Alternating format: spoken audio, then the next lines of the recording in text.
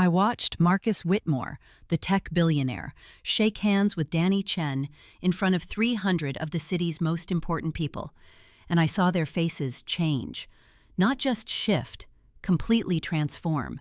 Like someone had flipped a switch and drained all the superiority right out of them. It happened at the Metropolitan Club's annual gala, the kind of event where people spend 12 grand a ticket just to be seen. I was there as Marcus's business manager, standing near the bar with my drink, watching the usual dance, the handshakes, the air kisses, the careful measurements of who mattered most. And then Marcus did something nobody expected. He brought in Danny, the station janitor, the guy who'd been mopping floors in the office building downtown for the last 8 years. But I'm getting ahead of myself. Let me back up. 3 months before that gala, my life was exactly what I'd worked 20 years to build. My name's Richard Walsh, and I'd made it to the top tier of business management. Not the headlines, not the glamorous part. That was Marcus's job.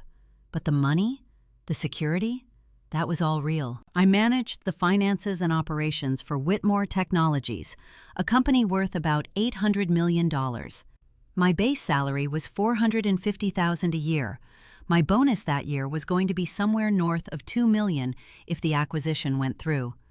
I lived in Westchester County in a house that cost $3.2 million, 4 bedrooms, 3 baths, sitting on 2 acres overlooking the Hudson. My wife Jennifer had finally gotten the kitchen renovation she wanted: granite countertops, imported Italian tiles, the works. Cost us about 120 grand, but we had the money. We had all the money. "Richard, come here." Jennifer called me into the kitchen that October morning. She was standing in front of the new espresso machine, this gleaming thing that had been installed just last week. She wore her Lululemon outfit, the lavender one she'd bought on our trip to the Hamptons. "Try it. I made a cortado." I kissed her neck. After 22 years of marriage, she still smelled like lavender, still made my coffee taste better just by being there. "You're getting good at this thing." I watched a YouTube video. She laughed, that sound I'd fallen in love with at Cornell. "I'm not going to lie, though. I miss having someone else make the coffee for me." "That's what you're paying the house cleaner for." "Maria left last month. She's doing private cleaning now, makes more money." Jennifer handed me the cup. "We're between people.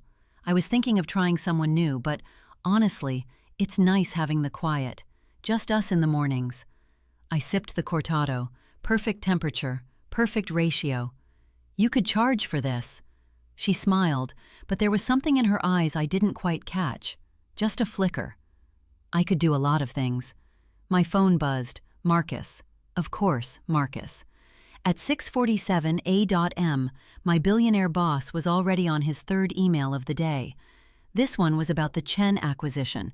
We were trying to buy Chen Systems, a cybersecurity firm, for $230 million. It was supposed to close by November. It was supposed to make us both very, very rich. "I have to head in early," I told Jennifer. She nodded, not surprised. This was the rhythm of our life. "Dinner tonight? 7:30 at Oriole?" "Perfect." I kissed her forehead and grabbed my briefcase. Through the kitchen window, I could see our driveway, the 2 Range Rovers, the oak trees turning red and gold. Everything was exactly where it should be. Everything was about to fall apart, and I had no idea. The drive into Manhattan took 45 minutes. I spent it on calls, one with our legal team about the acquisition, one with a venture capital firm interested in Marcus's next project, one with my therapist's office, confirming my Thursday afternoon session. Yes, I was in therapy. Everyone at my level was. It was part of the maintenance, like getting your teeth cleaned or your prostate checked. I remember the exact moment things started to shift, though I didn't recognize it at the time. I was in the office, sitting across from Marcus in his corner suite on the 42nd floor. Floor-to-ceiling windows, the entire Manhattan skyline spread out below us like a kingdom we owned. Marcus was standing, pacing, the way he always did when he was thinking about something big. "I want you to meet someone," he said. "Another board member?" "No, someone else. Someone important to me." "Okay," I said. "When?" "Now. He's downstairs." I remember thinking that was strange. Marcus didn't usually do things spontaneously. Everything was scheduled, coordinated, filtered through assistants and lawyers and publicists. But he was already walking toward the elevator, and I followed. The building's main lobby was marble and chrome, the kind of space designed to make you feel small. There was a man there, mopping the floor near the security desk.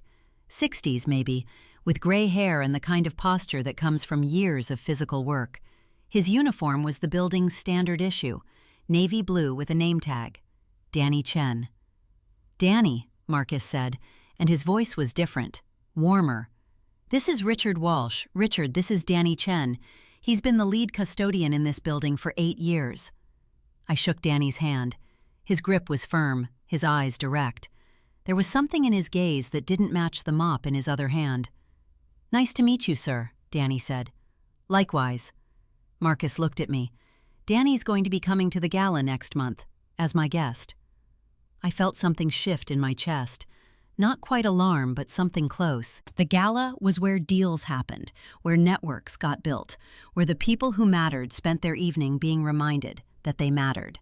"Great," I heard myself say. "I'll make sure he's on the list." Walking back upstairs, I asked Marcus what that was about. "You'll see," he said. "Trust me on this one." I should have asked more questions. I should have pressed. But I was busy. The Chen deal was falling apart. There were complications with their proprietary code, some questions about their security protocols. By that afternoon, I was on a conference call with their lawyers, and the moment with Danny Chen seemed small, unimportant. By evening, it was already forgotten. That night, Jennifer and I ate at Oriole in Tribeca, a restaurant we'd been going to for 5 years. They knew our names, knew we preferred the corner table, knew that Jennifer liked her wine slightly warmer than most people. The food was perfect. The company was perfect. I told her about my day, carefully, leaving out anything confidential, and she told me about her book club, about some drama with one of the other women over who'd suggested the worst selection. "You could just not go," I said. "But then I'd miss the good drama." She reached across the table and squeezed my hand. "Besides, it keeps me sharp. All those competitive women, it's like being back in college." She was beautiful in that moment. 48 years old, her dark hair still thick and shining, her skin still smooth. We'd done well, both of us. I remember thinking, as I paid the check with my black card, that this was the life people dreamed about, that I had actually made it. 2 weeks later, the Chen deal collapsed. Not fell apart, collapsed, imploded. The FBI showed up at their offices with a warrant because it turned out their CEO, David Chen, had been selling their proprietary code to a Chinese competitor for the last 2 years. The entire company was essentially a shell game, and we'd almost bought it for $230 million. Marcus lost it. I've never seen a billionaire actually lose control before. It's not like losing it the way normal people do. It's bigger, more expensive. He fired 4 people in a single afternoon, including our head of acquisitions, a woman named Patricia who'd been with the company for 12 years. He started a legal investigation into how we'd missed the fraud. He personally called our investors to assure them the company was still solid, still worth backing. And somehow, in the middle of all this chaos, he was still planning the gala. "It's important," he told me when I suggested we cancel. We were in his office, and he was looking out at the city, his jaw clenched.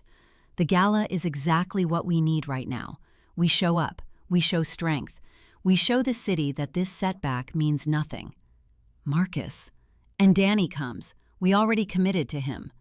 I stared at him. "Are you serious? The guy who mops floors?" "Yes." "Why? What is this about?" Marcus turned to look at me. His eyes were cold, calculated. "You'll understand at the gala, Richard. That's all you need to know." I didn't push further. I'd learned long ago that pushing Marcus when his mind was made up was a waste of energy. But I also knew something was wrong. This wasn't like him. This was theatrical. This was something being set up. I should have been more afraid than I was. The night of the gala finally arrived. The Metropolitan Club looked like something out of a magazine. Black tie, white roses on every table, a small orchestra playing in the corner. The kind of event that cost $100,000 just to host, and another $100,000 in security and catering. The room was full of the people who actually mattered in this city. hedge fund managers, C-suite executives, venture capitalists, lawyers, the occasional politician who'd made enough money to be worth knowing. Jennifer looked stunning in a black Marchesa dress, her hair done up at the salon that morning, diamond earrings catching the light. I wore my Brioni suit, the one that cost $4,000. We looked like we belonged there, because we did. We were standing near the bar when Marcus made his entrance. He was alone at first, walking through the crowd, shaking hands, the picture of recovery and confidence. The Chen deal failure was already old news in his orbit. There would be other deals, other chances to make money. That was the game. Then he walked over to the entrance and led Danny Chen into the ballroom. The room actually went quiet. Danny was wearing a suit that didn't fit quite right, clearly rented, probably from Men's Warehouse. His shoes were polished, but they weren't expensive shoes. His hair was combed, but it was gray and thinning. He looked exactly like what he was, a 60-year-old janitor in a borrowed tuxedo. And every single person in that room knew it. I watched the faces. I watched them calculate. I watched them try to figure out who Danny was and why Marcus Whitmore was introducing him to the most powerful people in Manhattan. "Ladies and gentlemen," Marcus said, his voice cutting through the silence. He was standing in the center of the room now, Danny beside him. "I want to introduce you to someone very important to me. This is Danny Chen." One of the guests, a venture capitalist named Richard Stratton, leaned over to me. "Is that the Chen from Chen Systems?" "No," I said. "Then who?" But Marcus was already talking. "Danny has worked as a custodian in our building for the last 8 years. He's mopped these floors while you've all been making your deals, negotiating your contracts, building your empires. And I invited him here tonight because I want you all to know something." The room was completely silent now. You could hear the orchestra, soft and far away. "I'm promoting Danny to Vice President of Operations for Whitmore Technologies, effective immediately. His starting salary will be $350,000. He'll have a seat on the board, and he'll be leading our new initiative on fair labor practices across all our holdings." The room exploded into whispers. I felt my stomach drop. "The reason," Marcus continued, "is because Danny is the only honest person in this company. 3 months ago, he came to me and told me that some of our middle management were cutting corners on safety protocols to save money.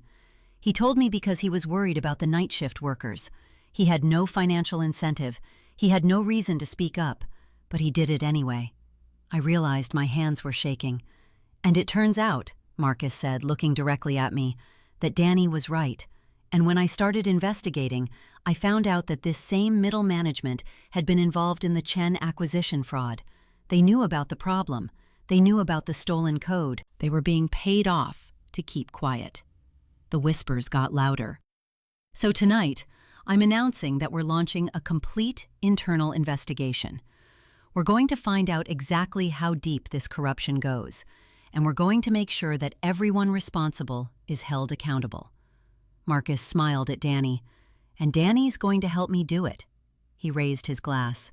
"To Danny Chen, to integrity, to the fact that sometimes the person who matters most is the one you've been walking past every single day." Half the room raised their glasses. The other half looked confused, angry, or calculating how this affected their own positions.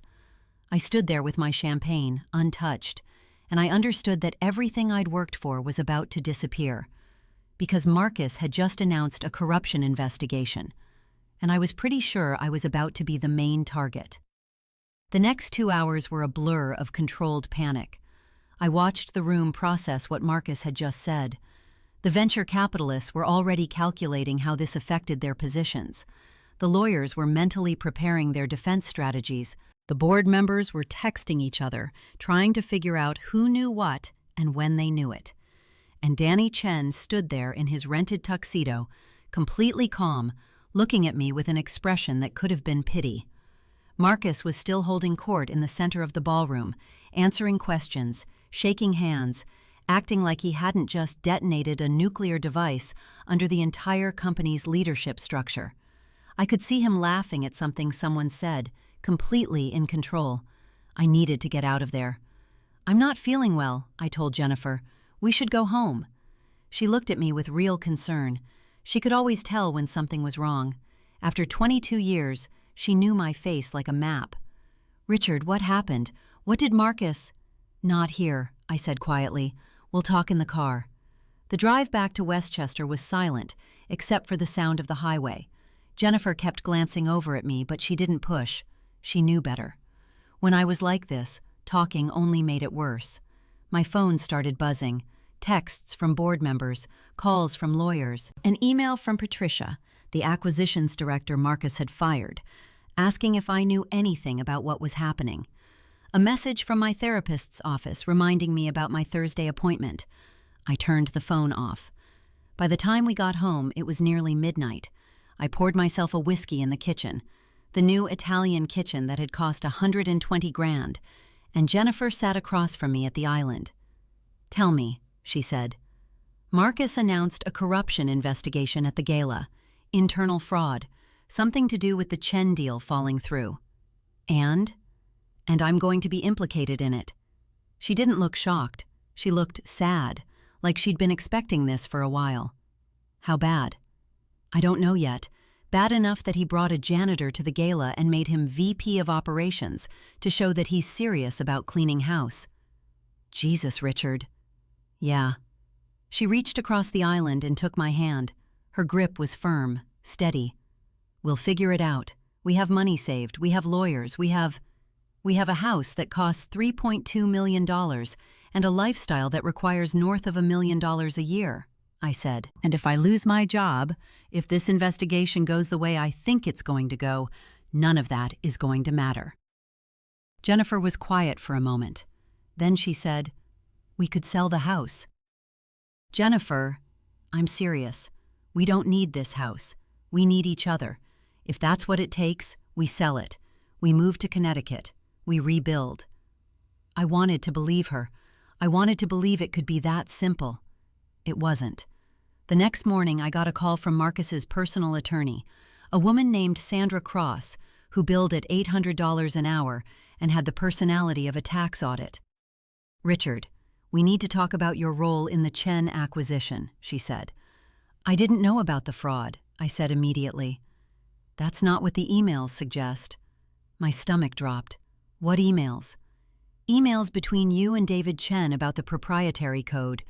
Emails where you expressed concerns about the company's security protocols, but recommended we move forward with the acquisition anyway."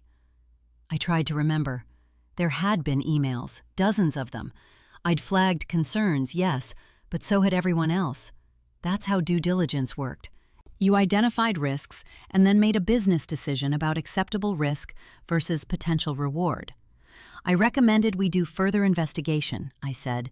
"That's standard procedure." "No," Sandra said. "What you recommended was that we move forward despite the red flags because the potential return was worth it. That's the opposite of standard procedure, Richard. That's fiduciary negligence at best and knowingly facilitating fraud at worst." "You're taking my emails out of context." "That may be, but here's the thing. Marcus has decided to cooperate fully with federal investigators. He's going to turn over everything. And right now, you look like the guy who knew something was wrong and did it anyway." I hung up the phone and sat in my office in the Westchester house, staring at the window. Outside, the oak trees were almost completely bare now. Winter was coming. By that afternoon, I'd been put on administrative leave pending the outcome of the investigation. By the next day, the story had leaked to the Wall Street Journal. By the day after that, my name was everywhere. Whitmore exec under investigation for acquisition fraud. The calls started coming. Former colleagues checking in to see how I was doing, which really meant they were making sure I understood that I was no longer welcome in their circles. Board members asking pointed questions about what I'd known. Lawyers, so many lawyers. Jennifer handled it better than I did. She called her mother, who called her sister, who called everyone they knew to tell them that Richard Walsh was a good man and that this was all a misunderstanding. She contacted the realtor about listing the house. She called the chef we'd hired for Thanksgiving dinner and canceled it. "We don't need to do all this yet," I told her. "Yes, we do," she said. "We need to get ahead of it. We need to show people that we're not hiding anything." But I was hiding something. Not the fraud. I didn't know about the fraud. But I was hiding the fact that I'd ignored red flags because I wanted that bonus. I'd wanted that $2 million more than I'd wanted to be certain the deal was clean. That was the real crime. On the third day after the gala, I got a call from Danny Chen. "Mr. Walsh?" His voice was quiet, respectful. "This is Danny. I was wondering if we could meet. There's some things you should know." We met at a coffee shop in the city, far enough from my usual spots that nobody would recognize us. Danny was wearing regular clothes now, jeans, a jacket, his uniform put away. He looked different out of the context of the building, more real somehow. "I appreciate you meeting with me," Danny said. He ordered a regular coffee. I ordered nothing. "How much of this was you?" I asked. "Most of it," he said. "I found the emails between you and David Chen about 3 months ago. I was cleaning the executive offices at night, and I saw them on your desk. They were talking about red flags with the code, and I read them." "You read my emails?" "I did, and I showed them to Mr. Whitmore." I felt something cold move through my chest. "Why?" Danny sipped his coffee. His hands were steady. "Because when I was young, I had a chance to speak up about something wrong, and I didn't. I kept my head down. I thought it wasn't my place, and it cost someone else their life. I didn't ask who. I didn't think he would tell me anyway." "Mr. Whitmore asked me to help him investigate," Danny continued.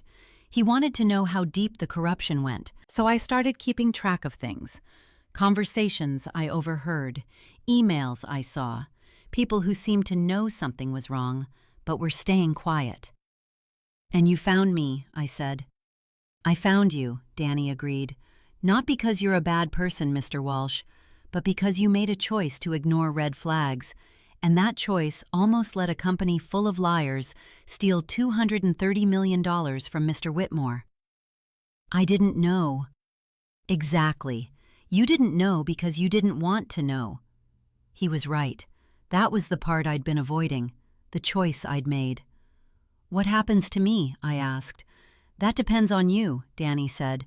"Mr. Whitmore has already decided not to press criminal charges if you cooperate with the federal investigation. He's willing to say that you were negligent, but not intentionally fraudulent. It won't save your job, but it might save you from prison." "How generous of him." "It is," Danny said. "Most billionaires wouldn't give you that option. Most would destroy you completely just to make a point." I thought about Marcus standing in the center of the ballroom, raising his glass to Danny Chen, announcing his promotion to VP of Operations. The theater of it.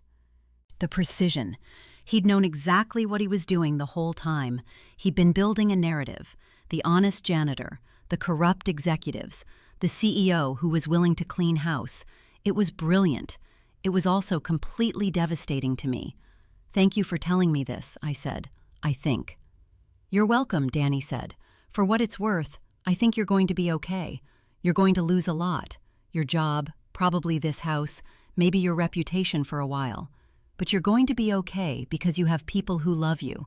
I've seen a lot of people fall from where you are, and the ones who make it through are the ones with someone in their corner." He was talking about Jennifer. After Danny left, I sat in the coffee shop for a long time. I thought about the last 20 years of my life, the choices I'd made, the shortcuts I'd taken, the red flags I'd ignored because the money was too good. I thought about Jennifer in our new kitchen, making a cortado with her YouTube video, happy with just that moment. I thought about selling the house. The federal investigation took 4 months. It was methodical and thorough and completely humiliating. They went through every email, every conversation, every decision I'd made. They interviewed everyone I'd worked with. They subpoenaed my financial records, my phone records, my calendar. And they confirmed what Danny had said. I was negligent, not criminal. I'd ignored red flags, but I hadn't knowingly participated in fraud. It didn't matter much. By the time the investigation was complete, Whitmore Technologies had already made it clear that I was no longer welcome. My position was terminated due to lack of confidence in leadership. My severance package was generous, $2 million, which sounds like a lot until you understand it needs to cover the loss of a $450,000 annual salary, plus benefits. The house sold in March for $3 million. After the realtor's commission and the mortgage payoff and the taxes, we netted about $1.5 million. We moved to a rental in Stamford, Connecticut, a 3-bedroom that cost $4,000 a month instead of the $25,000 a month cost of running the Westchester place. Jennifer went back to work. She'd been out of the job market for 8 years, but she found a position as an operations manager at a small manufacturing company that paid $60,000 a year. It wasn't glamorous, it wasn't what she trained for, but it was solid, and it was hers. I spent 3 months looking for work before I realized that nobody was going to hire me. My name was too associated with the scandal. I was radioactive in the finance world. So I did what I never thought I'd do. I got a job at a nonprofit that helped small business owners understand their financial statements. The salary was $80,000 a year. It was less than a tenth of what I'd been making at Whitmore Technologies, and it was the best thing that ever happened to me. 6 months into my new job, I ran into Marcus at a coffee shop in Manhattan. I was there for a lunch meeting with a nonprofit board member. He was there because he was Marcus, and he went wherever he wanted. "Richard," he said, like he was genuinely surprised to see me. "How are you doing?" "I'm good," I said, and I meant it. "I heard about the nonprofit work. That's admirable." "It's honest work," I said. He smiled. "Danny's doing well in his new role, by the way. Better than I expected. Turns out he has a real talent for understanding systems and people." "I'm glad to hear it. I also wanted to tell you, I know this was hard. What happened? I know you lost a lot." "Yes," I said, "but you didn't lose everything. That matters." After he left, I thought about that. He was right. I hadn't lost everything. I'd lost the house, the money, the status. But I still had Jennifer. I still had my integrity, or what was left of it. I still had the ability to do honest work and sleep at night. A year after we moved to Stamford, Jennifer and I were sitting on our small back porch on a Saturday morning. She was reading a book. I was drinking coffee and looking at the garden she'd started. Tomatoes, basil, some herbs. "Are you happy?" she asked, not looking up from her book. "Yeah," I said. "I think I am." "Even though we lost the house? Even though you're making a fraction of what you used to make?" "Especially because of that," I said. She reached over and squeezed my hand, the same way she had the night of the gala, when my whole world was falling apart. "I knew you would be," she said. 2 years later, Danny Chen reached out to me. He was starting a consulting firm to help companies implement ethical business practices. He asked if I wanted to join as a partner. I said yes immediately. We built something real. Not the kind of thing that makes you a billionaire, but the kind of thing that lets you look at yourself in the mirror. We worked with mid-size companies that wanted to grow without compromising their integrity. We helped them set up systems that prevented the kind of fraud that had nearly destroyed Whitmore Technologies. And every single day, I thought about those emails I'd ignored, those red flags I'd rationalized away, those choices I'd made because I wanted that bonus more than I wanted to be certain I was doing the right thing. I never made that choice again. The last time I saw Marcus was at a conference about corporate ethics. He was giving a keynote speech. He talked about how success in business required more than just profit. It required a moral foundation. He mentioned, without naming me directly, the importance of listening to people you might otherwise overlook. He looked directly at me when he said it. After the speech, I didn't go talk to him. I didn't need to. We both understood what had happened. He taught me a lesson that no amount of therapy or money could have taught me. He'd shown me that there are consequences for the choices you make, and that sometimes those consequences are exactly what you need. Danny and I built a 7-figure business in 5 years. Nothing like the billions Marcus had, but significant, real, built on the foundation of people telling the truth and making decisions based on integrity rather than profit margins. Jennifer still makes cortado in our kitchen most mornings. We own a house now, a modest one in Connecticut, 2 bedrooms, nothing fancy, but it's ours, and we didn't have to compromise anything to pay for it.